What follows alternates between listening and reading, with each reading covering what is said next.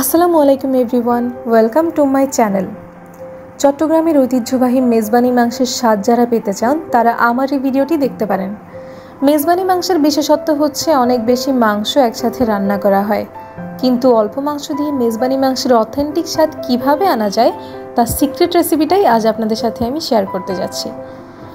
রান্নার জন্য আমি নিয়ে নিয়েছি 2 কেজি মাংস। আপনারা মাংসের পরিমাণের উপর নির্ভর করে মশলা বাড়িয়ে কমিয়ে নেবেন। প্রথমেই নিয়ে নিলাম সিক্রেট ইনগ্রেডিয়েন্টসগুলো: কয়েক পিস তেজপাতা, দারুচিনি, 14-15টা সবুজ এলাচ, 2টা কালো বড় এলাচ, বড় একটি স্টার ইনিংস, 10-15টা লবঙ্গ, 1 চা চামচ আস্ত গোলমরিচ, 1 চা চামচ শাহি জিরা। গোটা মশলাগুলো আমি একটু হালকা থেঁতলে নিয়েছি। তারপর প্রেসার কুকারে পরিমাণ মতো সরিষার তেল নিয়ে নিব। এই রান্নার আরেকটি গুরুত্বপূর্ণ উপাদান কিন্তু এই সরিষার তেল। তেল গরম হয়ে আসার পর 3-4টি আস্ত শুকনো মরিচ দিয়ে দিলাম। এবার দিয়ে দিলাম তেজপাতা, থেঁতলানো গোটা মশলাগুলো আর দারুচিনি। তারপর মশলাগুলো কিছুক্ষণ ভেজে নিচ্ছি। এর মধ্যেই আমি দিয়ে দিয়েছি 2 কাপ পরিমাণ পেঁয়াজ। হালকা নেড়ে লবঙ্গ দিয়ে দিচ্ছি। তারপর আবারও কিছুক্ষণ নেড়ে নিচ্ছি।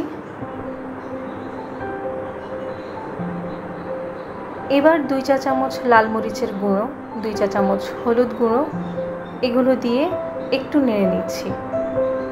তারপর 4 টেবিল চামচ রসুন বাটা, 3 টেবিল চামচ আদা বাটা, 4 চা চামচ জিরার গুঁড়ো, 2 চা চামচ ধনিয়া গুঁড়ো দিয়ে দিলাম। এরপর 1 চা চামচ গোলমরিচ গুঁড়ো এবং স্বাদ মতো লবণ দিয়ে দিলাম। লবণ দেওয়ার পর আমি মশলাগুলো ভালো করে মিশিয়ে নিচ্ছি। তারপর আগে ধুয়ে রাখা মাংসগুলো একটু একটু করে দিয়ে দিচ্ছি। এরপর আমি ভালো করে মেশানো হয়ে গেলে ঢাকনা পুরোপুরি বন্ধ না করে জাস্ট উপরে ঢাকনাটা দিয়ে 20 মিনিট মাংসটা কষিয়ে নেব। 20 মিনিট পর ঢাকনা তুলে আমি 2টো টমেটো কুচি দিয়ে আবার একটু নেড়ে চেড়ে দিলাম।